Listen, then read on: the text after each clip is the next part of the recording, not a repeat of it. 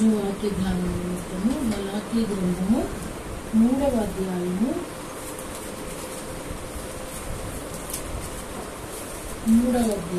10వ వచనం. నేనంత చదవట్లేదు, దీనిలో నుంచి సదుపాయాన్ని మాత్రమే చదువుతున్నాను. దీన్ని చేసి చదవండి, అక్కడి నుంచి చదవండి. ఆకాశపు వాకిళ్లను విప్పి పట్టచాలనంత విస్తారముగా దీవెనలు కుమరించేదనని సైన్యములకు అధిపతి యెహోవా సెలవిచ్చుచున్నాడు. చాలు, ప్రభుత్వం మాటలు దీవించిన కదా. ఈరోజు ఈ వాక్యంలో నుంచి ప్రభువు దీవెన ఏ రీతిగా పొందుకోవచ్చును, ప్రభువు ఆశీర్వాదము ఏ రీతిగా మనము స్వతంత్రించుకోవచ్చును అనే దాని మీద మనం నేర్చుకోబోతున్నాం. ఇక్కడ మలాకీ రాస్తూ అంటున్నాడు, మీరు నన్ను శోధించారు. చాలాసార్లు ఏమనుకుంటామంటే, ప్రకాష్ గారు చెప్పడం నేను విన్నాను, బాగోలేనప్పుడు ప్రార్థన చేయొచ్చు కదా అని తన భార్య అన్నప్పుడు, అమ్మ నేను దేవుణ్ణి శోధించను అని చెప్పి ఆయన అన్నారట. అది నాకు కొంచెం ఆశ్చర్యంగా అనిపించింది. ఆయన లేరు, ఆయన విమర్శించడం కాదు ఇది, కానీ వాక్యం ఇక్కడ చాలా స్పష్టంగా నన్ను శోధించాలి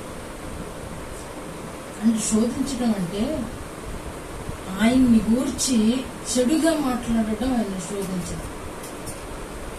పేతురు నీకు అలాగూ జరగకుండును గాక, నీవు ఆ శిలువ మరణం నీకు ఎక్కకుండును గాక, అది నీకు ఘోరమగును గాక అన్నప్పుడు, ఆయన వచ్చిందే శిలువ మరణం కొరకు కాబట్టి నీవు అభ్యంతరకరమైన మాటలు మాట్లాడదు, సాతానా నువ్వు వెనుకకు అని ప్రభువు చెప్పారు. అంటే అవి శోధన. రెండోది, ఇక్కడ శోధించడం అంటే దీని అర్థం మనం పదే అడగటం. ప్రభు పొందుకునే వరకు అడగమన్నారు. మీకు కావాల్సింది మీరు పొందుకునే వరకు అంటే, శోధించడం అనే మాట అక్కడ కరెక్ట్ గా ఒకవేళ అదేమో అని నాకు తెలియట్లేదు, కానీ అది పొందుకునే వరకు అడగడం అనేది మాత్రం అడగొచ్చు, అది తప్పు లేదు అని నాకు అనిపిస్తుంది. ఏదైనా అవసరము ఉన్నప్పుడు ఇక్కడ ప్రభువే సెలవిస్తున్నట్లుగా ఆయనను శోధించి ఆ దీవెన పొందుకోవచ్చు. అబ్రహాము సంవత్సరానికి ఒకసారి ప్రభు ప్రత్యక్షమైనప్పుడు మాత్రమే ఏమైతే నేను ప్రభుని అడిగేవాడు కాదు, అయ్యా అసలు ఆ సంగతి ఏంటి, నువ్వు అన్న మాట ఏంటి నడకుండా, ఏమైతే ఉందయ్యా, నేను నా ఇంటి వారసుడు ఎలియాజరేగా, లేదయ్యా నాకు మరొక కుమారుణ్ణి కూడా ఇచ్చావు కదా, అన్ని సన్నిధిలో జ్ఞాపకం చేసుకో అడగటం కూడా రావాలి. ప్రభుని అడగటం కూడా రావాలి. ఇద్దరు పిల్లలు ఉన్నారనుకోండి, ఇద్దరు పిల్లల్లో ఒకళ్ళు చాలా ఐశ్రాణీలు ఉంటారు, ఒకరేమో అడగటం రానోళ్ళు ఉంటారు. ఈ ఐశ్రాణీలు ఏం చేస్తారంటే మౌనంగా ఉంటారు, అడగరు. ఎప్పుడో ఒక చిన్న బిట్టేసి ఊరుకుంటారు. అంటే వీళ్ళు పదే అడుగుతున్నారని ఐశ్రాణీలు అంటే అడగరు కాబట్టి వాడు అంటే వీళ్లే తెస్తారులే అనేదేమో, వీళ్లే ఇస్తారులే అనేదేమో. పాపం ఇంకొకరు ఉంటారు, వాళ్ళు అసలు ఏమి కూడా ఇచ్చినా స్తోత్రం, ఇవ్వకపోయినా స్తోత్రం అన్నట్టుంటారు. మనం ఆ కోపకు చెందిన వాళ్ళం కాదు. ప్రభు చిత్తం మనలో నెరవేర్చబడుతూ ఉన్నప్పుడు ఆటోమేటిక్ గా అడగటానికి కూడా మనకి ధైర్యం వస్తుంది. ఎందుకంటే నేను నీ చిత్తానుసారం అంటే ఆయన ప్రతిదీ కౌంట్లోకి తీసుకుంటున్నారు కాబట్టి. ఎందుకంటే అసలు మనం పిలిచిందే ఎందుకు అని అంటే, పేతురు అంటున్నాడు చూడండి, 3వ అధ్యాయము 1 పేతురు పత్రిక 3వ అధ్యాయంలో, నన్ను ఆశీర్వాదమునకు 9వ వచనం, ఆశీర్వాదమునకు వారసులగుటకు నువ్వు పిలువబడ్డావు. చాలమ్మా, ఆశీర్వాదానికి వారసులవడానికి నిన్ను పిలిచాడు దేవుడు. ఊరికే ఇంకా లోకంలో ఉన్న శాపము, లోకంలో ఉన్న పాపాన్ని మీద వేసుకొని తిరగడానికి కాదు. మన పిలుపు ఎందుకోసం మనని లోకంలో నుండి పిలిచాడు, ఈ లోకపు అనే ఈ సముద్రంలో నుండి మనల్ని పిలిచాడు. ఆ పిలుపు ఎందుకొరకు అని అంటే ఆశీర్వాదం పొందుకోవడానికి. ఆయన అరచేతిలో సుఖాలున్నాయి, ఆయన అరచేతిలో ఆశీర్వాదాలున్నాయి. ఆ ఆశీర్వాదాలు పొందుకోవడం అనేది దేవుని పిల్లల అభిష్టం, దేవుని పిల్లల సొత్తు, దేవుని పిల్లల స్వాస్థ్యము, దేవుని పిల్లల యొక్క ఏముండాలి, కోరిక ఉండాలి. నేను పిలువబడింది ఎందుకు అని అంటే నేను దేవునిగా మార్చబడడానికి. నేను ఆయన ఇచ్చేటువంటి ఆ చిన్న చిన్న వాటి కొరకు కాదు మనం పిలువబడింది. అసలు నిజమైన ఆశీర్వాదం యేసులో ఉంది. యేసు కుమారుడిగా పుట్టాడు, ధనవంతుడిగా పెరిగాడు, మన నిమిత్తము దరిద్రుడయ్యాడు, కానీ ఈరోజు అందరి చేత ఆరాధించబడుతున్నాడు. ఇది యేసులో ఉన్న ఆశీర్వాదం, తండ్రి తనకు అనుగ్రహించిన ఆశీర్వాదం. అందుకే ఆయన ఈరోజు నరరూపిగా మన మధ్యలో పుట్టడం జరిగింది. ఇది నిజమైన ఆశీర్వాదం. అందుకే అంటున్నాడు పేతురు, అరే మీరు ఊరికినే ఏదో మిమ్మల్ని సృజించిన సృష్టికర్త ఆయనకి పని పాట లేకుండా మిమ్మల్ని సృజించలేదు. మిమ్మల్ని అందరినీ కూడా ఆశీర్వాదానికి వారసులు అవ్వడానికి మిమ్మల్ని సృజించారు. కాబట్టి మీరు ఎలా ఉండాలి అని అంటే అక్కడ ఆశీర్వాదం రావాలంటే బ్రాకెట్ లో మనం ఏమి రాసుకుని ఉండాలంటే అక్కడ పేతురే చెప్తాడు, కీడుకు ప్రతి కీడు మీరు దూషణకు ప్రతి దూషణైనను. అంటే ఇక్కడ ఒక ఆశీర్వాదము మన ఖాతాలో వేసుకోవాలంటే మనం కరెక్ట్ చేసుకోవాల్సింది కూడా ప్రక్కన యాడ్ చేసుకోవాలి, మనం ఆ ప్రక్కన పెట్టుకోవాలి. ఈ ఆశీర్వాదం అంటే ప్రభువు నన్ను ఆశీర్వాదానికి వారసుడిగా పిలిచాడు అంటే నాకు వెంటనే నా బుర్రలో ఏం మెదిలిపోవాలంటే అరే నేను ఎవరికి కూడా కీడు చేయకూడదు. ఒకవేళ దూషణకు ప్రతి దూషణ అంటే వాడు నన్ను దూషించినా అఫ్ కోర్స్ నన్ను ద్వేషించినా తిరిగి నేను అంటే దానికి బదులు ఏం చేయాలి, మనం ప్రేమించాలి. అతడు మనల్ని ఎంత ద్వేషిస్తున్నాడో, అతడు మన గురించి ఎంతగా చెడుగా మాట్లాడుతున్నాడో, ఎందుకంటే పలికేది అవతల వ్యక్తి నోరు, మన నోరు కాదు. కాబట్టి ఆ నోరు ఆ శరీరం అంతటికి కూడా ఒక అగ్ని లాంటిది, తన శరీరానికి హాని కలిగించేది. కానీ ఆశీర్వాదం పొందవలసిన వారి నోరు దీవెనకరమైన మాటలు, శుభకరమైన మాటలు, ఏమండి దూషణకరమైన మాటలు మనము ఏ మాత్రము కూడా పలుకూడదు. మన మనసులో కూడా కీడు చేశారా వీళ్ళకి కీడు తిరిగి చేయాలి అనే ఆలోచన మన వెంటనే, ఎందుకనంటే మన ఆశీర్వాదము మన సొంతం అవ్వాలి. రాత్రి నాకు ఒక విజన్ అండి. ఆ విజన్ లో ఏంటి అని అంటే నేను ఈ వాక్యం గురించి అసలు ఆశీర్వాదం అంటే నీ మాటల్లో వినాలనుకుంటున్నాను ప్రభు, నాకు కూడా దాటపరచు అని రాత్రి అడుగుతా ఉన్నప్పుడు నాకు అలా ఊరికి జస్ట్ మగత పడుకుంటే 2ంటికి ఒక విజన్ ఏంటంటే నేను మా ఊరు వెళ్ళడానికి ఒక మధ్యలో ఒక పెద్ద కాలం ఉంటుంది. దానిలో నేను చూసిన అంతకాలంలో వర్షాకాలం తప్ప ప్రతి కాలంలోనూ చాలా తక్కువ నీరు ఉంటుంది. ఎందుకంటే మురికి కాలం, అది పంట కాలం కాదు. అయితే రాత్రి నా విజయంలో ఏంటంటే అది పొంగి గట్ల వరకు పొంగి ప్రవహిస్తుంది. నేను అక్కడ వంతెన ఉంటుంది అన్నమాట. ఆ వంతెన దాటి కొంచెం ఇలా తిరిగితే మా రోడ్డు వస్తుంది. మా రోడ్డు మీద నుంచి వెళ్ళాలి, ఇలా కొంచెం క్రాస్ చేయాల్సింది ఉంటుంది అన్నమాట. అక్కడ ఎల్ షేప్, ఈ ఎల్ షేప్ లో ఒక గండి పడిపోయింది. అంటే ఆ రోడ్డుని ఆ వాటర్ చీల్చేసింది, వేరు చేసేసింది, ఆ గట్టుని కరిగించేసింది. ఇది చూస్తేనేమో నేను ఆ వంతుని దాటేశాను. నేను దాటుతూ ఉన్న సమయంలో కొంచెం చిన్నదనమాట, ఒక ఇంత ప్లేసే.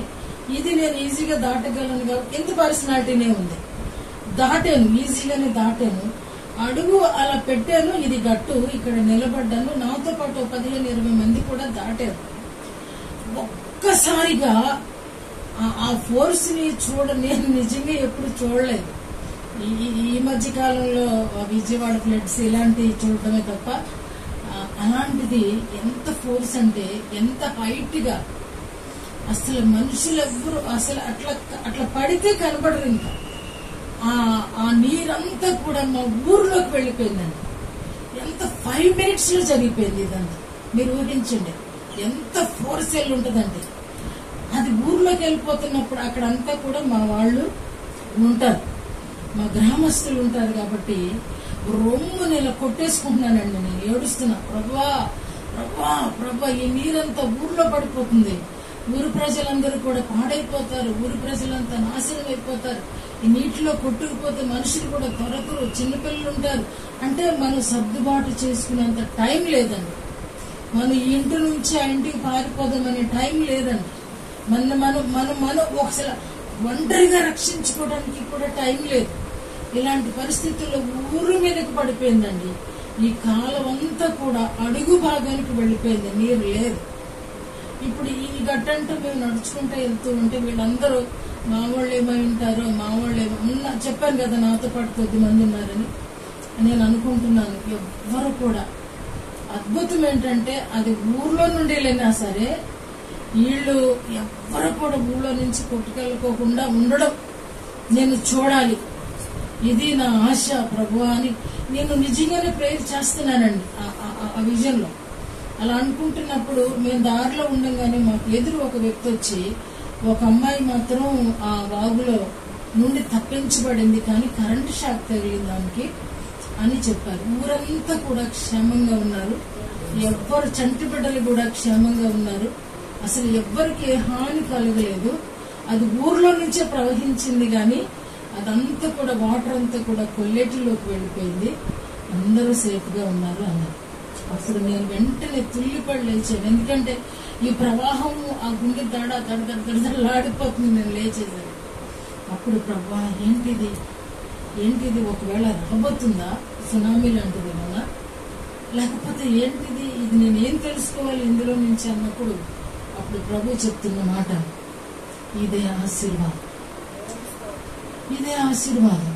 ఎంత ప్రమాదము పొంచి ఉన్నా, ఎంత ప్రమాదమైన పరిస్థితిలో ఉన్నప్పటికీ కూడా దేవుని కాపుదల ఆ వ్యక్తికి ఆశీర్వాదం అండి. అది ఆశీర్వాదం. దేవుని ఆశీర్వాదం ఉన్న వ్యక్తికి ఏ హాని కూడా జరగదు అనేది నాకు అర్థమైంది. అంటే ఒక వ్యక్తి ప్రార్థించేవాడు ఉంటే నాకు ఆ మాట కూడా జ్ఞాపకానికి వచ్చింది రాత్రి.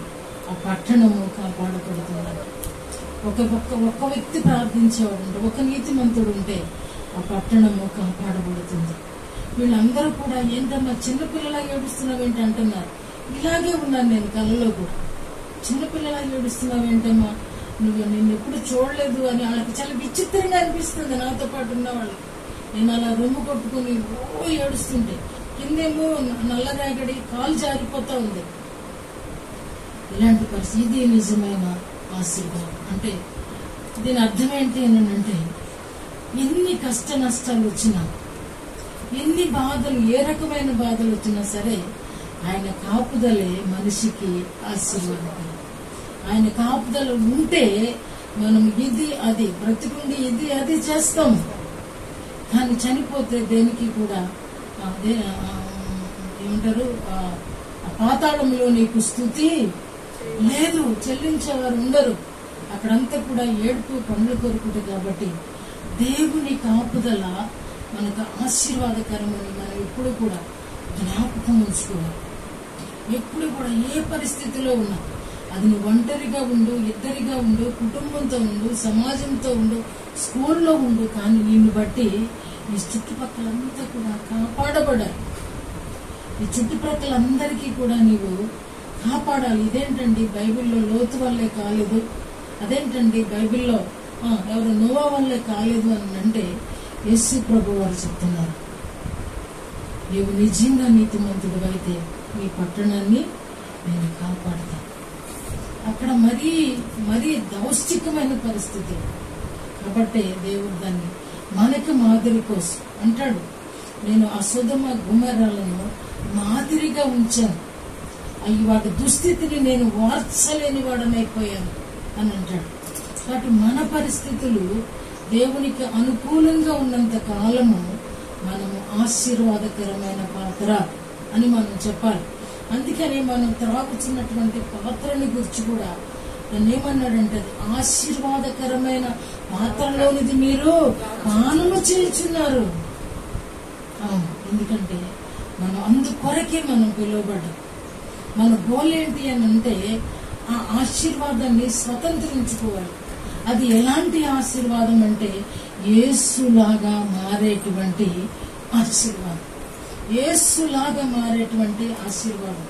ఇప్పుడు మొట్టమొదటి పాయింట్ మనం ఏం తెలుసుకున్నామంటే, నీతిమంతుడు అనేవాడు ఎక్కడున్నా సరే ఆ పట్టణం కాపాడబడుతుంది, ఆ వ్యక్తి కాపాడబడతాడు, ఆ వ్యక్తితో పాటు ఆ కుటుంబాలు కూడా కాపాడబడతాయి అనేది మొదటి మాటగా మనం నేర్చుకున్నాం. రెండో మాట ఇక్కడ చెప్తున్నాడు సామెతల గ్రంథం నుండి 28వ అధ్యాయము 20వ వచనం. సామెతల గ్రంథము 28వ అధ్యాయము 20వ వచనం. నమ్మకమైన వారికి దీవెనలు మెండుగా కలుగును. ధనవంతులకు ఆతురపడువాడు శిక్షణ అందకపోడు. ఈ రెండు మాటలు ఇంపార్టెంట్. మీ బైబిల్లో చక్కగా మీరు ప్రక్కని రాసుకోండి, ఇది నా కోసమే అని చెప్పేసి.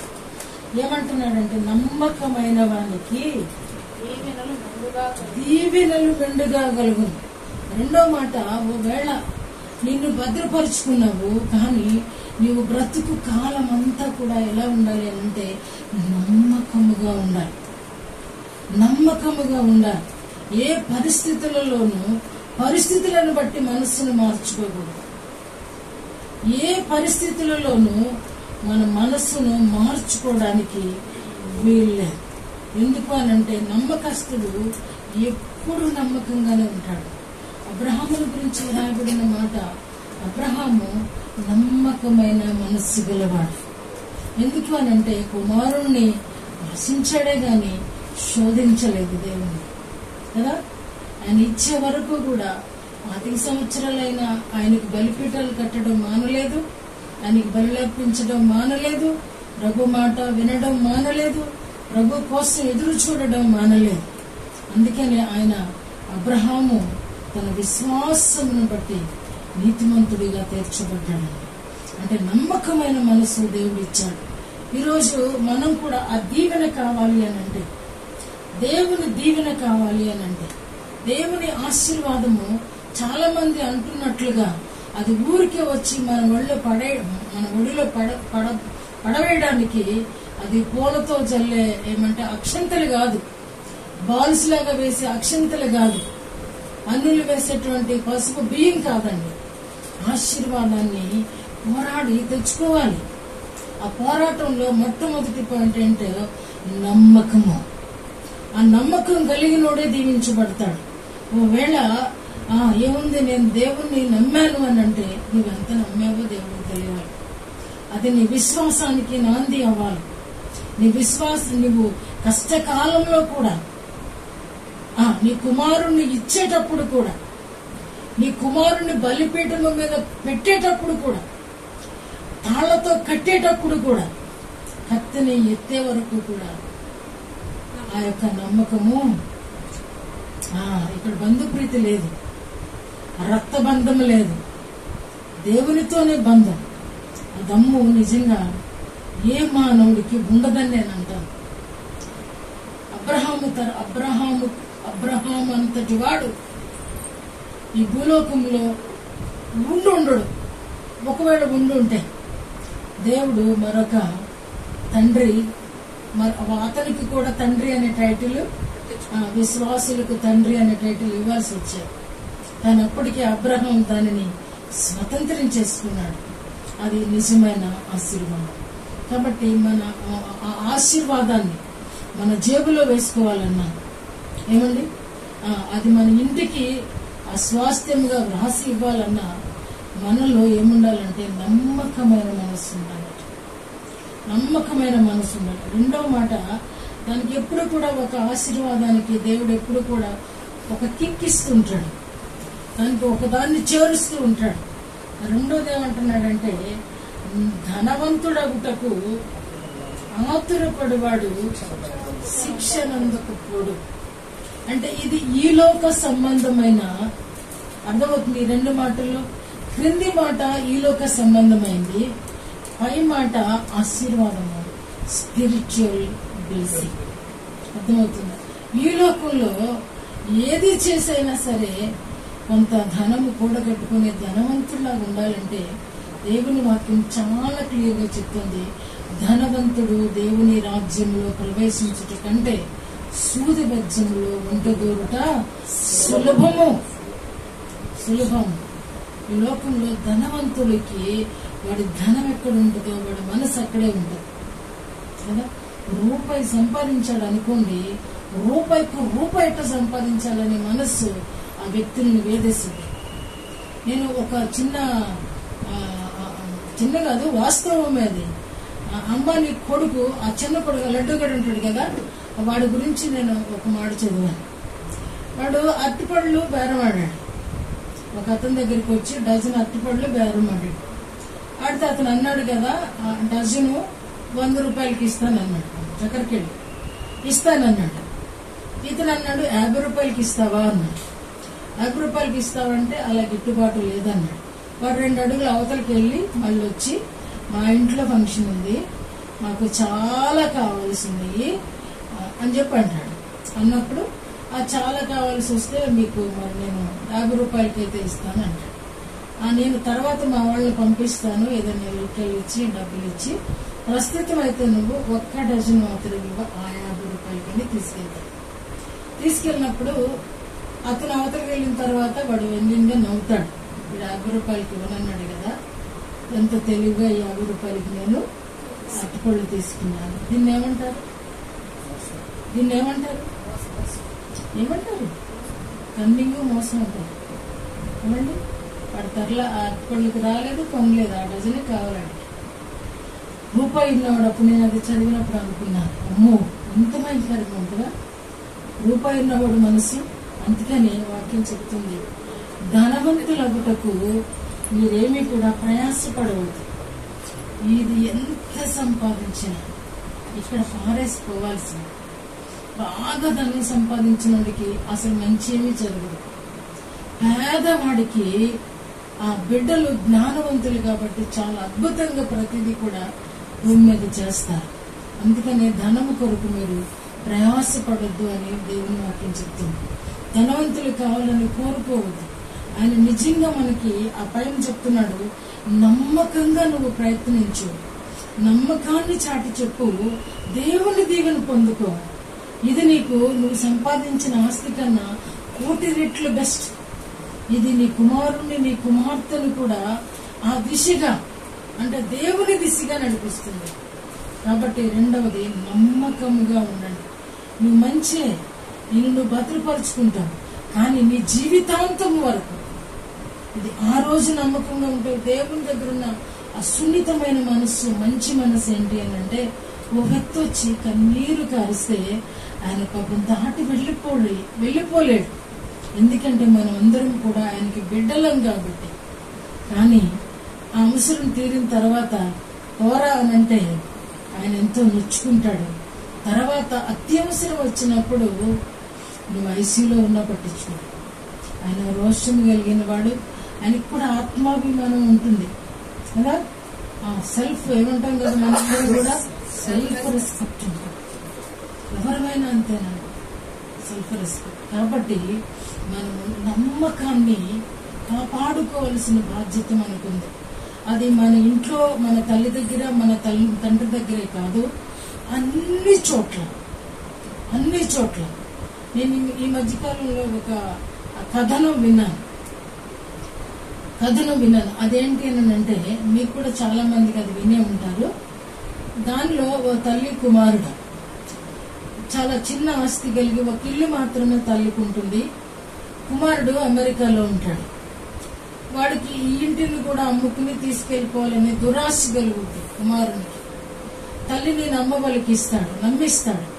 అమ్మా, నిన్ను కూడా నేను అమెరికా తీసుకెళ్లిపోతున్నాను, ఈ ఇల్లు మనకి ఇక్కడ ఎందుకు, మనం ఇక్కడికి వస్తామా, ఇల్లు అమ్మేసి నిన్ను అమెరికా నేను తీసుకెళ్లిపోతానని నమ్మబలికిస్తాడు. అలాగే ఇల్లు అమ్మిచ్చేస్తాడు. ఆ తల్లిని తీసుకుని ఎయిర్పోర్ట్కి వస్తాడు. నేను చెప్తున్నాను, ఇతడు నమ్మబలికించాడు అని. తల్లి నిజంగా కుమారుని నమ్మింది, అమ్మేసింది. తన కుమారునితో పాటు ఎయిర్పోర్ట్కి వచ్చింది. అతను లోపలికి వెళ్ళాడు, తల్లిని బయట కూర్చోబెట్టాడు. ఉదయం గడిచింది, మధ్యాహ్నం గడిచింది, సాయంత్రం గడిచింది, కుమారుడు రావట్లేదు. నైట్ గడిచింది. అక్కడ పనిచేసే ఒక వ్యక్తి గమనిస్తున్నాడు. పొద్దున్న నుంచి ఇక్కడ కూర్చుంది తల్లి. ఏంటి అసలు అని అడిగితే, అయ్యా నా కుమారుడు లోపలికి వెళ్ళాడు, నా పరిస్థితి ఇది, నన్ను తీసుకెళ్ళిపోతున్నాడు అయ్యా నా కుమారుడు అని చెప్తుంటే ఇతను అంటున్నాడు, అమ్మా ఫ్లైట్స్ అన్నీ కూడా ఇంత టైం ఉండదు, అన్నీ వెళ్ళిపోయినాయి, నువ్వు ఇంకా వెయిట్ చేయొద్దమ్మా, నీ ఇంటికి వెళ్ళిపో. లేదయ్యా నా కుమారుడు నన్ను మోసించాడు, నాకున్నది ఒక్క కుమారుడే, కాబట్టి నేను ఆయన కొరకే వెయిట్ చేస్తాను. రాత్రి గడిచిపోయింది, రోజంతా ఆహారం లేదు. తెల్లారి అతను డ్యూటీ నుండి ఇంటికి వెళ్ళి వచ్చేసరికి ఈ తల్లి ఆ టేబుల్ మీద పడిపోయి ఉంది. గమనించాడు, వచ్చాడు, నీళ్లు కొట్టాడు, లేపు కూర్చోబెట్టాడు. ఏమో నీ కుమారుడు రాత్రి కూడా రాలేదు, ఇక నీ కుమారుడు రాడు అని టిఫిన్ తెచ్చిపెట్టాడు. అమ్మ ఏదో ఒక విధంగా నువ్వు లేచి నేను కొంచెం డబ్బులు ఇస్తాను, ఛార్జీలు పెట్టుకుని వెళ్ళిపో. అయ్యా ఇక వెళ్ళడానికి నాకు వేరే దారి లేదు. ఉన్న ఒక చిన్న ఇల్లు కూడా నా కుమారుడు అమ్మేశాడు. మధ్యాహ్నం వరకు లేదయ్యా అన్నది. అయ్యా నువ్వన్నట్లుగానే నా కుమారుడిగా నన్ను విడిచి, నా కుమారుడికి నేను భారం అయిపోయాను, నన్ను విడిచి వెళ్ళిపోయాడు. అప్పుడు అతను అంటున్నాడు భార్యకు ఫోన్ చేసి, అమ్మా నీకు తల్లి లేదు, నాకు తల్లి లేదు, ఒక తల్లి నాకు ఇక్కడ దొరికింది, తనకి ఎక్కడ ఆసరా లేదు, కాబట్టి మన ఇంటికి తీసుకొస్తానన్నప్పుడు తీసుకురండి అంటది అతని భార్య. పొరుగువాడు తీసుకొని వెళ్ళినప్పుడు ఆ తల్లి ఏం చేస్తుందంటే, ఆమెకి ఇచ్చినటువంటి ఒక 30 రూపాయలతో కేరళ వాళ్ళు అందించే లాటరీ టికెట్ కొంటుంది. లాటరీ టికెట్ కొన్నప్పుడు అద్భుతంగా లాటరీ ఆ తల్లి పేరట వస్తుంది. 1 కోటి రూపాయల లాటరీ. అది మొత్తం అన్ని మాధ్యమాలలో వినబడినప్పుడు తన తల్లి పేరున 1 కోటి రూపాయలు వచ్చినట్లుగా కుమారుడు చూస్తాడు. అమెరికా నుంచి పరిగెత్తుకొస్తాడు. తల్లి జాడగనుక్కుంటాడు. మొత్తం వచ్చి, అమ్మ ఇంకెందుకమ్మా నా దగ్గరికి వచ్చేసాయి, మనం వెళ్ళిపోదామంటే తల్లి అంటుంది, నాకు దిక్కు మొక్కు లేనప్పుడు నాకు ఆశ్రయం ఇచ్చాడు, ఇతడే నా కుమారుడు, నేను రాను కుమారుడు అన్నప్పుడు, లేదమ్మా నా ఉద్యోగం పోయింది, ఎన్నో నాటకాలు ఆడతాడు. చివరికి తల్లిని చంపేయడానికి కత్తి తీసి మెడ మీద పెట్టినప్పుడు వెంటనే ఆ పెంపుడు కుమారుడు పోలీసులకు ఫోన్ చేసి పోలీసులు పిలిచినప్పుడు అతన్ని తీసుకెళ్లి లోపలేస్తారు. ఆ తల్లి అతనితోనే ఉంటుంది. నాకు ఆ కథ చదివినప్పుడు చాలాసేపు వచ్చాను. ఈ లోకంలో ఇంత దౌష్టికమైన పరిస్థితులు ఉన్నాయి. ఎందుకంటే ధనము అనేది నీ మనస్సును చేరుకునేస్తుంది. తల్లి భారం అయిపోద్ది, తండ్రి భారం అయిపోతాడు, కానీ ఆస్తి మాత్రం అతనికి దానం అయిపోతుంది. నిజంగా ఆ ఆశ నేను అనుకున్నాను, ఆ తల్లిని ఆ కుటుంబానికి ఇచ్చిన ఆశీర్వాదం. ఎందుకు నేను చెప్తున్నానంటే, అతని పాపం ఇల్లు కూడా లేదు. ఆ చిన్న ఆ జీతంతో తనకి 2 బిడ్డలు, భార్య, ఈవెను తల్లి కంటే ఎక్కువగా చూస్తూ ఉంటాడు. ఆమెకు ఎంతో కృతజ్ఞత వస్తుంది ఆ బిడ్డ పక్షంగా, వాళ్ళకి నాయనమ్మగా ఉంటుంది. కానీ తన లేమంతటినీ కూడా, తన లేమిలో తనని ఆశ్రయించిన ఆ తల్లి ద్వారా తన ప్రతి అవసరత దేవుడు తీర్చడు. అద్భుతం కదా. నిజంగా ఈ రోజుల్లో ధనము కొరకు వెంపర్లాడుకోడు. ధనము వాయు వరుస చూడు. ధనము అనేది మనసును కప్పేస్తుంది, ప్రేమను కప్పేస్తుంది, మన మనస్సాక్షిని కప్పివేస్తుంది, మనలో ఏది కూడా చూడలేదు. కాబట్టి ప్రభు అంటున్నాడు, మీరు నమ్మకముగా ఉండండి. నమ్మకంగా ఉన్నవానికి దీవెనలు నిండారుగా కలుగుతాయని చెప్పేసి దేవుని వాక్యం సెలవిస్తూ ఉంది. అలాగనే 11వ అధ్యాయం చూసినప్పుడు, సామెతల గ్రంథం 11వ అధ్యాయము 16వ వచనం చూసినప్పుడు, నెనరు గల స్త్రీ ఘనతనందును. నెనరు గల స్త్రీ అంటే ఇంగ్లీష్ లో గ్లోరియస్ ఉమెన్ అంటే మహిమకరమైన, అంటే ప్రభువును అంగీకరించినటువంటి అది స్త్రీ అయినా సరే దేవుడు ఆమెను ఘనపరుస్తాడు. ఘనత ఒకటి నమ్మకం. నమ్మకానికి వచ్చేటువంటి గిఫ్ట్ ఏంటి అని అంటే ఘనత, దీవెన. ఘనత అనేది నీ దీవెనలలో ఒకటి. నీ దగ్గర చాలా దీవెనలు ఉంటాయి, వాటిల్లో ఒకటి ఘనత. ఏమండి, మనుషులు ప్రభు అంటున్నాడు నన్ను ఘనపరిస్తే నేను ఘనపరుస్తాను అంటున్నాడు. అవును, ఇక్కడ అందుకే ఆనందే గ్లోరియస్ ఉమన్, ఆవిడ దేవుని మహిమపరిచేటువంటి వ్యక్తి. స్త్రీలమైన మనం కూడా తెలుసుకోవాల్సింది ప్రభువుని ఎప్పుడు కూడా ఘనపరచాలి. దేవుణ్ణి ఘనపరచడం అంటే ఉట్టి నోటితోటే కాదండి, ఉట్టి నోటితోటే కాదు. నేను ఇది చెప్పొద్దు అనుకున్నాను కానీ ఆ ఫోర్స్ ఉంది లోపల నాకు. ఎందుకంటే మనకున్న ప్రతిదీ ఇచ్చి అన్యులు ప్లేట్లో ఆహారం పెట్టుకున్నప్పుడు మొట్టమొదటి ముద్దను తీసి ఏం చేస్తారండి ఆ ప్లేట్లో ప్రక్కన పెట్టుకుంటారు. ఆ మొదటి ముద్ద తినరు. మొన్న కూడా చెప్పాను నేను, పేదల్ని కటాక్షించేటప్పుడు అది ఇప్పుడు పరిగిడి ప్రక్కన పెట్టాలి.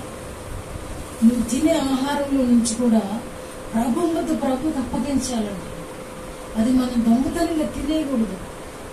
తొలి ముద్ద మనది కాదు. ప్రతిదీ మనదే అనుకుంటే అది నెనరు గల స్త్రీ కాదు, లేదా పురుషుడు కాదు. ఆ మహిమకరమైన స్త్రీగా మార్చబడాలి అని అంటే, ఆ ఘనతను స్వతంత్రించుకోవాలంటే ఆ దేవుని ఘనపరచాలి. చాలా మంది పల్లెటూరులో చాలా చక్కగా ఉంటుందండి. అకేషన్స్ అనుకోండి, ఫస్ట్ తీసుకొచ్చి, నేను మా పెద్ద తమ్ముడిని ఎక్కువగా చూస్తాను కాబట్టి ఫస్ట్ బట్టలు పాస్టర్ గారిని తీసుకెళ్లి ఆ భార్యకి భర్తకి బట్టలు కొనిచ్చి అప్పుడు పెళ్లి కార్యక్రమాలు, పెళ్లి బట్టలకు వెళ్తారండి. అది చాలా నాకు అద్భుతంగా అనిపిస్తుంది. అంటే తొలి ముద్ద దేవునికి ఇస్తున్నాం. అలాగే నువ్వు ప్రేయర్ పెట్టుకున్నప్పుడు కూడా సేవకుల్ని ముట్టు చేతులతో పంపించేస్తారు. చాలా మందికి తెలియదు. అది తెలియక చేసేది, తెలిసరి కాదు. అది సేవకుడు దుఃఖపడుతూ కూడా సేవను జరిగించకూడదు. సేవకుని ఎప్పుడు కూడా నువ్వు నీ గుప్పిలు విప్పాలి. ఎందుకనంటే అది నేర్చుకోవాలి సంఘం. అంటే ఒక గ్లోరియస్ ఉమెన్, ఒక గ్లోరియస్ గర్ల్ అంటే ఆ ఘనత నొందాలి అని అంటే నీవు కనపరచకుండా నువ్వెలాగా ఘనత నొందుతావు? ఏమండి, ఎలా నువ్వు విత్తనము వేయకుండా పొదలకు వస్తావు? అసలు చెట్టే ఉండదు కదా విత్తనం లేకపోతే. అది నేర్చుకోమని నేను ప్రభు పేరిట తెలియజేస్తున్నాను. అది మంచిది కాదు. ఎందుకంటే ఇది చదివిన నెలలు అన్నప్పుడు నాకు కొన్ని పదాలకి నేను పెద్దగా చదవలేదు కాబట్టి అది నేను చూసినప్పుడు నాకు అది చాలా ఆశ్చర్యం అయిపోయింది. తెలుగులో నాకు అదేదో సింపుల్ గా అనిపించింది.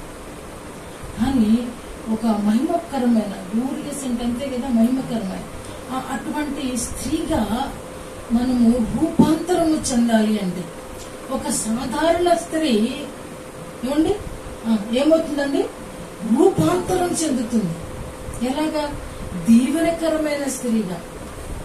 ఆ దీవెన స్వతంత్రించుకోవాలంటే మనం చాలా ఫ్రీగా ఉండాలండి, బిగపట్టకూడదు. బైబిల్ చెప్తుంది కూలి బిగపట్టద్దు. ఏమండి, పనివాడు జీతానికి పాత్రుడు. ఆ జీతం బిగపడితే మీకెలా ప్రాఫిట్ వస్తుందండి? వాడు ఏడుస్తూ ఉంటే. కాబట్టి ఒక మంచి నెలలు కలిగిన ఆ స్త్రీ ఆ ఘనతను ఉండాలి అని అంటే నువ్వు ఫ్రీ అవ్వాలి. ముందు నీ మనసు ఫ్రీ అవ్వాలి. మనం ఎంతగా దేవుణ్ణి ఘనపరుస్తామో అంత ఘనత మనల్ని దేవుడు మనుషులలో ఘనపరుస్తాడు. ఎస్తేరు ముందు చాలా మంది స్త్రీలు హెగే ద్వారానే వెళ్ళబడ్డారు రాజు దగ్గరికి. కానీ వాళ్ళందరూ కూడా తిరస్కరించబడ్డారు కదా. కానీ ఎస్తేరు ఆమె ఏమి ధరించుకుని వెళ్ళిందనంటే ప్రభువుని ధరించుకుని వెళ్ళిందండి. ఆ వెళ్ళడం కానీ ఆ ముఖంలో ఏం కనపడుతుంది అంటే ఎస్తేరు ముఖం కనపడట్లేదు రాజుగారికి. ప్రభువు మహిమ ఆమె ముఖము మీద ప్రకాశించి ఆమె నెమరుగల స్త్రీగా కనపడుతుందండి. ఆమె ముఖంలో ఏముందంటే మహిమ కప్పుంది. కాబట్టే రాజు వెంటనే ఆమె తన రాణిగా చేసుకోవడానికి దేవుడు చాలా అద్భుతమైన కార్యము. ఆ మహిమ కప్పడానికి ముందు తను ఏం చేసింది అని అంటే తను ఫాస్టింగ్ ఉండటమే కాకుండా తన వారందరినీ కూడా ఫాస్టింగ్ లో ఉంచి వాళ్ళ బాబాయ్ గారిని కూడా ఫాస్టింగ్ లో పెట్టింది. ఒక చక్కటి ఆలోచన. అంటే ఆవిడ ఎంత కరెక్ట్ ఉమెన్ అయితే తన మాట వింటారండి. అందరూ చెప్తారు, అందరూ వినేస్తారా? అది నెమరుగల స్త్రీ. కాబట్టి ఆ దీవెన కావాలి అని అంటే మనం దాన్ని స్వతంత్రించుకోవాలంటే మనము ఈ లోకరీత్యా ధనాన్ని కొంత ఫ్రీ చేయాలి. హృదయాన్ని మనం చాలా ఫ్రీగా ఉంచుకోవాలి. దేవుని కంటే ఏది ఎక్కువైంది కాదు. దేవుని కంటే ఏది ఎక్కువైంది కాదండి. తర్వాత మాట చూస్తే 10వ అధ్యాయము సామెతల గ్రంథం 6వ వచనం చూసినప్పుడు నీతిమంతుల మీద కంట చదవమా, నీతిమంతుని తల మీదికి ఆశీర్వాదములు వచ్చును. చాలమ్మా నీతిమంతుని తల మీదకి ఆశీర్వాదం వస్తుందంట. నీతిని కాపాడాలి, నీతి కొరకు నిలబడాలి. ఆ నీతిని నీ కుడి ఎడమల ఆయుధములుగా ధరించుకున్నది అని చెప్పేసి మన పౌలు భక్తులు చెప్తాడు. నీతి అనే దాన్ని కుడి చేత ఎడమ చేత ఆయుధములుగా పట్టుకోండి. ఏ పరిస్థితిలో ఉన్నా నీతిమంతుడైన వారిని గణపరచడం, దేవుని నీతిని కనుబరచడం. కాబట్టి నీతిని కాపాడుకోవాలి. అంతే ఈయన కూడా అంటాడు, నేను ఏం విశ్వాసమును కాపాడుకుంటాను. ఇక మీదట నా కొరకు నీతి కిరీటం ఉందంట.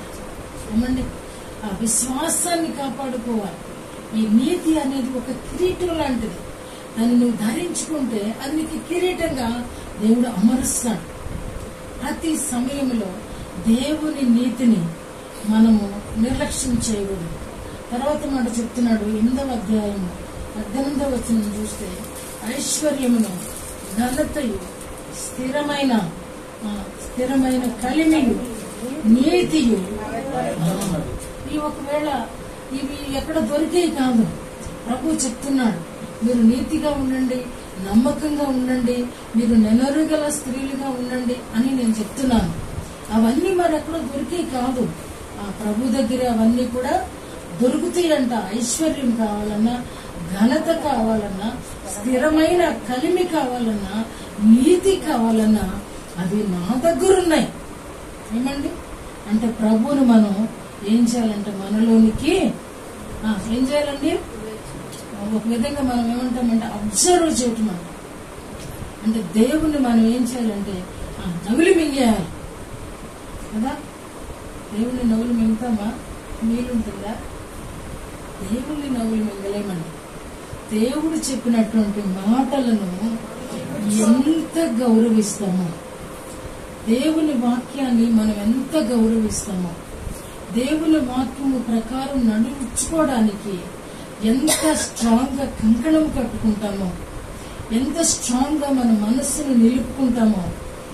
ఈరోజు ఈ వాక్యం చెప్పారు, ఈ వాక్యం మీద నా పునాదిని నేను స్థిరపరుచుకుంటానని ఎవరు తీర్మానం చేసుకుని దానిలో ప్రయత్నం చేస్తూ ఉంటారో వాళ్ళు నిజంగా దేవుని ఘనపరిచేవాడు, దేవుని ప్రకారం నడిచేవాడు.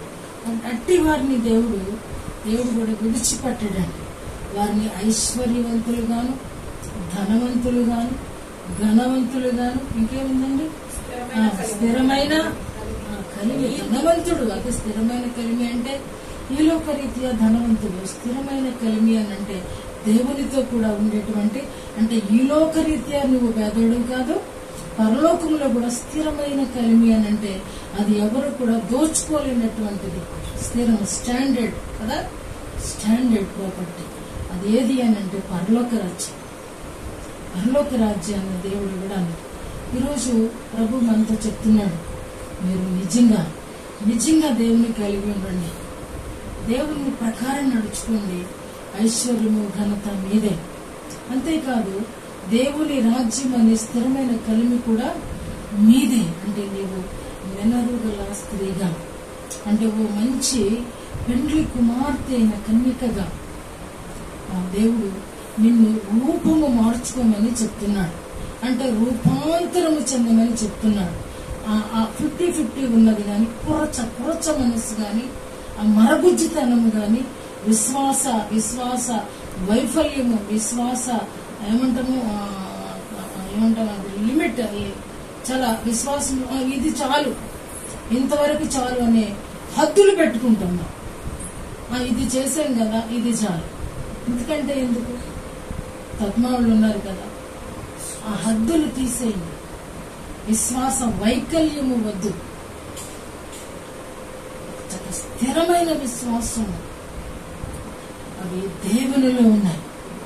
దేవుడు అందుకే అంటాడు సార్, మన దావీదు భక్తుడు ప్రార్థన చేస్తూ అంటాడు కదా, 2వ సమూయేలు గ్రంథము 7వ అధ్యాయము ఆ చివరి మాటలలో ఉంటుంది. ఇటు ప్రక్క చివరి దాంట్లో ఏమని ఉంటుందంటే, ప్రభువా నీవు ఇచ్చినటువంటి ఆశీర్వాదము ఎప్పటికీ ఆశీర్వాదమే. అది ఈ రోజు నీవు నాతో చెప్పేవే, నీ కుటుంబము నా సన్నిధిలో నిలుచుద్దని నువ్వు చెప్పిన మాట స్థిరము. ఇది ఎన్నటికీ కూడా ఆశీర్వాదమే అని చెప్తాడు. యెహెజ్కేలు గ్రంథం నుంచి కూడా 34 వచనం చూసి ముగించుకుందాం. యెహెజ్కేలు గ్రంథము 31, యెహెజ్కేలు గ్రంథం 34:26. నా పర్వతము చుట్టుపట్ల స్థలములను దీవెనకరముగా చేయదును, ఋతువుల ప్రకారము వర్షము కురిపించదును, దీవెనకరము వర్షములు కురియును. చాలుతుంది. ఇక్కడ ఏమని అంటున్నాడంటే, వారిని నా పర్వతము చుట్టుపట్ల స్థలములను దీవెనకరముగా చేయదు, ఋతువుల ప్రకారము వర్షం కురిపించదను, దీవెనకరముగా వర్షము కురియును. 2 వర్షాలు ఉన్నాయి ఇక్కడ. ఒకటి, ఈ లోకంలో ఋతువుల ప్రకారం, అంటే ఒక ఋతువులో వర్షం కురువదు, ఒక ఋతువులో వర్షం బాగా కురుస్తుంది. తర్వాత అంటున్నాడు దీవెనకరముగు వర్షములు కురియును. ఇది స్పిరిచువల్ ఆత్మ సంబంధమైన దీవెనకరమైన వర్షం. అంటే ఇందాక పాడాం కదా మనం, మండే అగ్ని లేదా దేవా, మండే అగ్ని లేదా దేవా, జీవ నది వలనే నీవు ఆ దీవెనకరమైన వర్షం. అది ఏ వర్షం అంటే ఈ లోకరీత్యా వచ్చే వర్షము రైతుకు మనుషులకు ఉపయోగం కానీ, ఈ దీవెనకరమైన వర్షము మన ప్రాణ ఆత్మ దేహములను తడిపే వర్షం, మెత్తన చేసే వర్షం, దానిని దున్నే వర్షం, దాని మీద పంట పండించే వర్షం, ఫలించే వర్షం.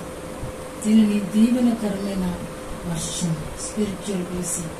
అంటే దేవుని కలిగిన వారు, దేవునిని దేవునిగా గుర్తించేవారు, దేవుని దేవునిగా ప్రయారిటీ ఇచ్చేవారికి ఆయన ఈ లోకంలో కూడా ఏమీ కొదువ చేయడు.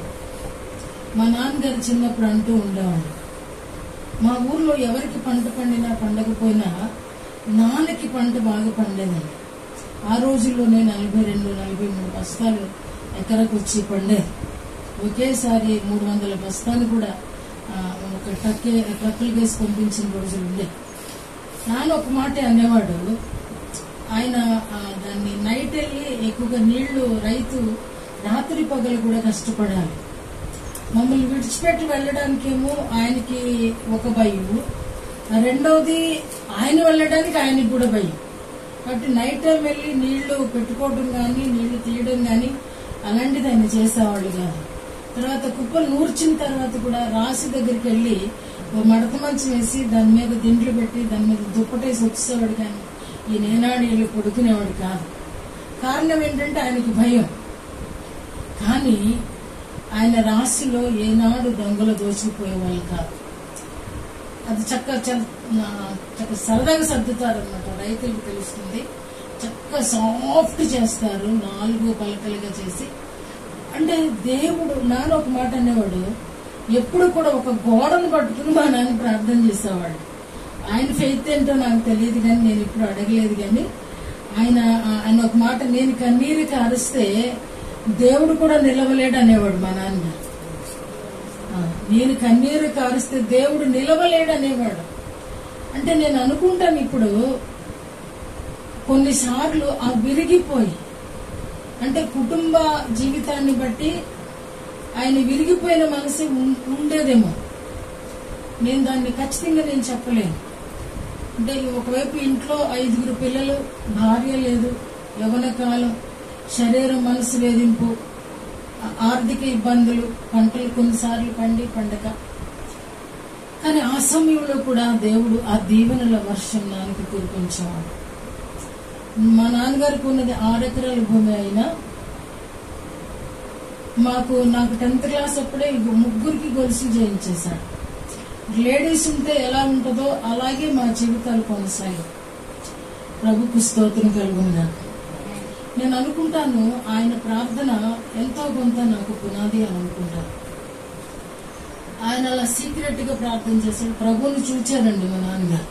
ఒకనొక టైంలో చాలా బిలీవర్ గా ఉన్నారు. ఈరోజు పరలోకంలో ఉండడం ఎంతో సంతోషకరం. ప్రభుకి చాలా కృతజ్ఞతలు చెల్లించవలసింది.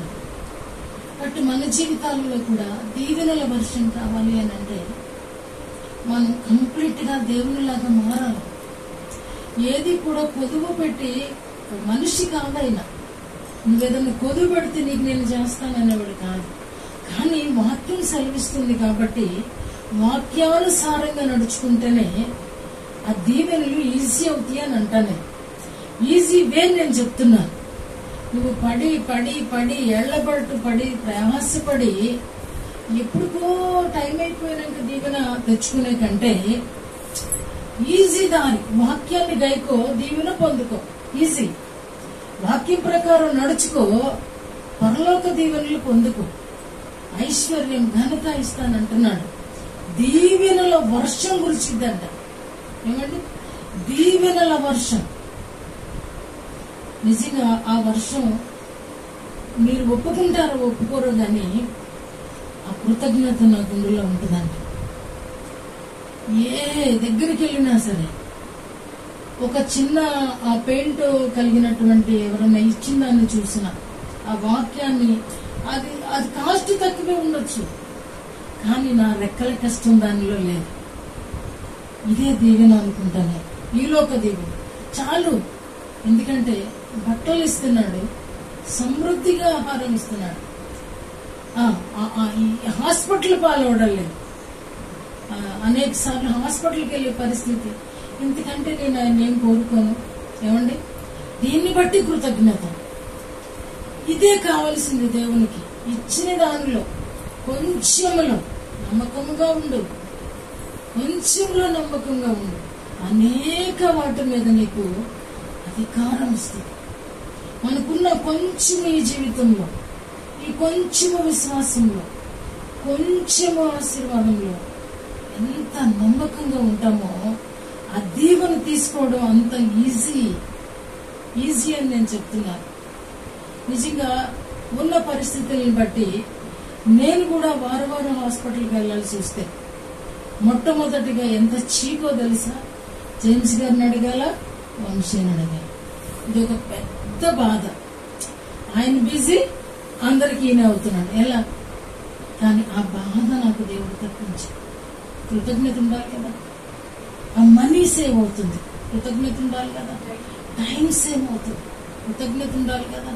మనుషుల మీద ఆధారపడకుండా చేస్తున్నాడు, కృతజ్ఞత ఉండాలి కదా. అది ప్రతి ఒక్కరూ ఆలోచించాలి. ఒకవేళ అలా ఖర్చు అవుతుంటే ఎందుకు ప్రభువా ఈ లోకరీత్యా నాకు దీవెనిచ్చావు, ఆ దీవెన నేను ఎందుకు గట్టిగా పట్టుకోలేకపోతున్నానయ్యా, ఆ యొక్క దీవెన జారిపోతుందయ్యా. ఓ రోజు ఆ వ్యక్తులు మర్చిపోయాను నేను. దానిలో చాలా డబ్బులు పడుతున్నాయండి. ఒక సంచి ఉంది అక్కడ, ఒక బ్యాగ్ లాంటిది అన్నమాట, అంటే గుడ్డ సంచి లాంటిది. చాలా డబ్బులు పడుతున్నాయి. మళ్ళీ కొంతసేపు ఆగిన తర్వాత కొంచెం తక్కువ అమౌంట్ పడుతుంది. ఆ సంచి ఇలా లేపి అలా చూసినప్పుడు కింద పెద్ద హోల్ ఉందండి. వచ్చినట్టు ఇలా వెళ్ళిపోతుంది. ₹1 కూడా దీనిలో లేదు. నేను ఆ వ్యక్తిని నేను మర్చిపోయి చాలా రోజులైనా. కాబట్టి సిల్లు సంచిలో వేసినట్టు అయిపోతుంది. ఎందుకు? ఆయన ఆకాశపు వాకిండ్లను విప్పి పట్టచాలనంత దీవెనలు కుమ్మరించదనని సైన్యములకు అధిపతి యెహోవా సెలవిచ్చుచున్నాడని ఆయన చెప్తున్నాడు కదా. అంటే ఈ ఘనత కావాలని మనం ఆయనను ఏమంటాము, బతిలాడట్లేదా? శోధించట్లేదా? ఏమండి, ఐశ్వర్యం కావాలని శోధించట్లేదా? అడగటం చేతగాక ఆశీర్వాదం పొందుకోలేకపోతున్నామా? అడిగినా సరే ఇవ్వడం లేదా? ఒకవేళ అడిగినా ఇవ్వడం లేదంటే నువ్వు సరి చేసుకోవలసిన పరిస్థితులు ఉన్నాయి. సరి చేసుకుంటే, దేవుడు వంకర్లు తీసేసుకుంటే, బెండులు తీసేసుకుంటే చక్కగా తిన్నగా అయిపోతాం. తిన్నగా చిన్న చిన్న ఇరుకు మార్గాలన్నీ దాటేస్తే హైవే ఎక్కేసిన తర్వాత డ్రైవింగ్ ఫ్రీ, చాలా హ్యాపీగా ఉంటుంది. చక్కగా స్టీరింగ్ మీద ఒక చెయ్యేస్తారు, బ్రేక్ మీద ఒక కాలేస్తారు, చక్కగా వెళ్ళిపోతా ఉంటుంది. అది ఎక్కనంత వరకు కూడా ఈ ఇరుకులోని ఇరకాటంలోనే పడి ఆయన ఇచ్చే దీవెనను స్వతంత్రించుకోలేము, ఆయన ఇచ్చే ఆశీర్వాదాన్ని కూడా స్వతంత్రించుకోలేము. కొందరు అంటున్నట్లుగా ఆశీర్వాదం ఊరికి అలా విసిరేసే బంతి లాంటిది కాదు. దాన్ని మనం వెతికి తెచ్చుకోవాలి, దాన్ని పట్టుకోవాలి. ఈ బాధ ఎవరికి నచ్చట్లేదు. దాన్ని సంపాదించుకోవాలి. రైతు పంట వేసాడంటే ఆ 3 నెలలు గాని 6 నెలలు గాని ఎంతో ప్రయాసపడతాడు.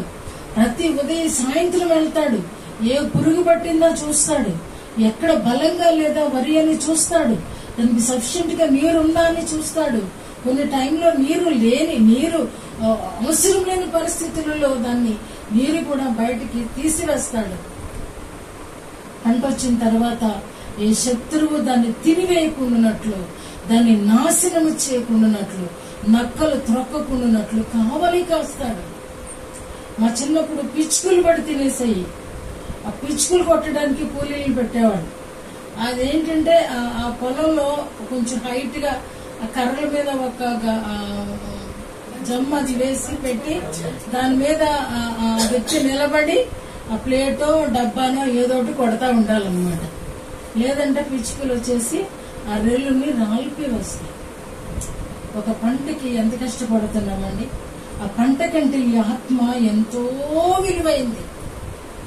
మరి ఈ విలువైన దాని కొరకు విలువైన సమయాన్ని ఇవ్వాలా, నీ విలువైన ధనాన్ని ఇవ్వాలా, నీ రుచికరమైనవి త్యాగం చేయాలా, నమ్మకముగా ఉండాలా, నీతిని వెతకాలా, ఎల్లప్పుడూ ఆయన కను సైగలలో ఆయన చిత్తవృత్తి చొప్పున మన జీవితాలు కొనసాగించాలి. అలాగే జరిగినప్పుడు అద్భుతమైన దీవెన, ఆశీర్వాదకరమైన దీవెన, దీవెనకరమైన వర్షము ఈ లోకంలోనే పొందుకుంటాం. తదుపరి పరలోక రాజ్యంలో ఆయన వారసులముగా ఆయన ఎదుట నిలబడే ధన్యత ప్రభు ఇస్తానని మాట ఇస్తూ ఉన్నారు. కనుక మనందరము కూడా ఓపిక కలిగి ఈ నెనరు గల స్త్రీ వలె ఘనతనందునట్లుగా ఆయన ఆశీర్వాదములకు మనము శిరస్సు వంచి తప్పకుండా ఆయన అడుగుజాడలలో నడిచి ఆశీర్వాదం పొందుకోవాలని హెచ్చరిక చేస్తూ ఈ మాటలు ముగిస్తున్నాను.